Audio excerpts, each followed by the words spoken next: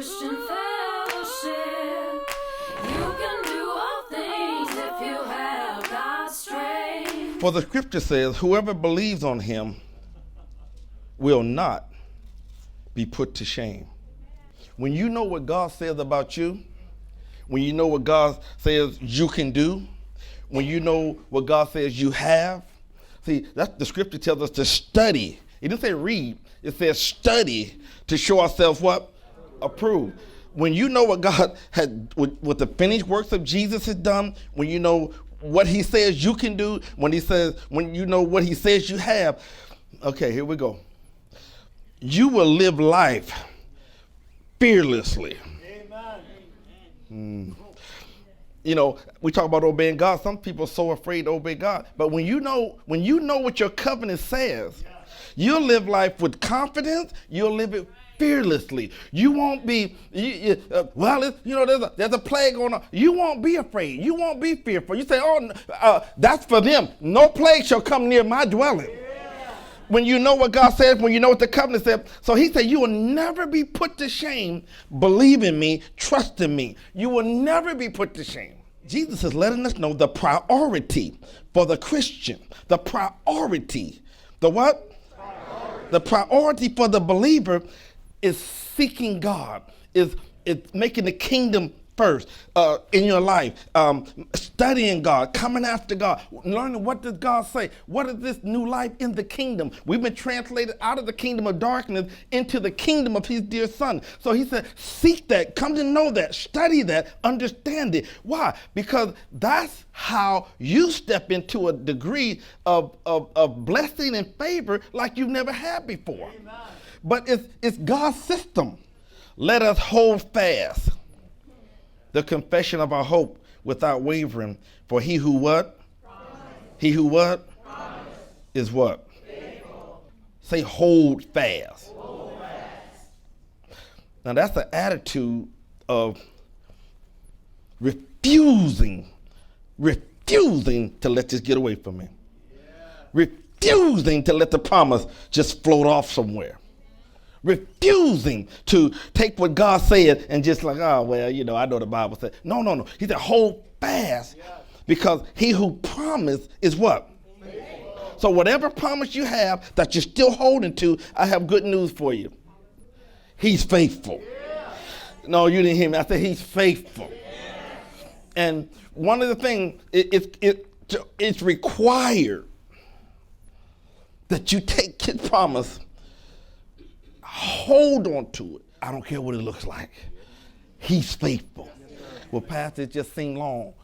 He's faithful. Whatever he said, the salvation you're praying for your whole household. He's what? Faithful. See, who promised it? God. Who gonna make it happen? God. You didn't promise it, and you can't make it happen. But he's faithful.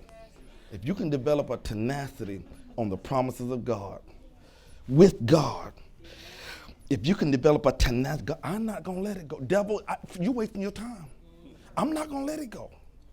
I'm not going to let it go. I'm telling you up front, I'm not going to let it go. Amen. First of all, you got to study to find out what the promise is. You got to study. What is the promise? You can't even pray unless you have the promise. Because the prayer is just giving his promise back to him. And he's like, oh, I did say that, didn't I? Okay, let's make it good. And hold fast. That's the tenacity. Hold it. Like I said before, even if you're crying, you hold it. Go ahead and get your cry on, but hold the promise. Go ahead and get angry with somebody, but keep the promise. Because he's faithful. He's faithful when we're not faithful. He's a good God. I've learned no matter what it looks like, no matter, he said, I will never leave you or forsake you.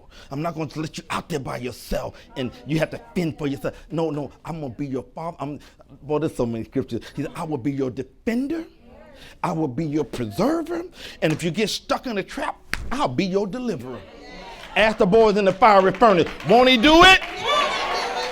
And so that's who's with us. And then in Romans 8:31, he said, if God before me, hey, you almost want to say it, don't you? Who can be against me? I don't care. Listen, I don't care. You don't see him working. But you got to understand, when you're dealing with me, you're dealing with God. But you gotta know that's gotta be strong in your spirit. You need to have tenacity with believing that and moving forward with knowing I'm not by myself. When you're taking new territory in your life or moving out in God, you will meet resistance. You will meet resistance. And you need to pull from that part of you. You need to pull from that part, tap into that part of you. Philippians 2:13 said, it is God who's at work in me, both to will and to do of his own good pleasure. It's not my strength will run out, but it's God who's working in me to will and do of his own good pleasure. I have to press into that part of me that cannot be defeated. Yes, amen. You are a child of God.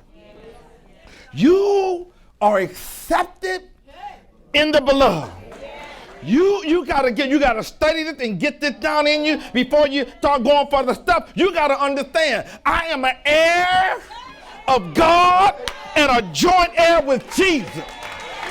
They're not better than me. They're not better than me. We're all equal. You gotta know that.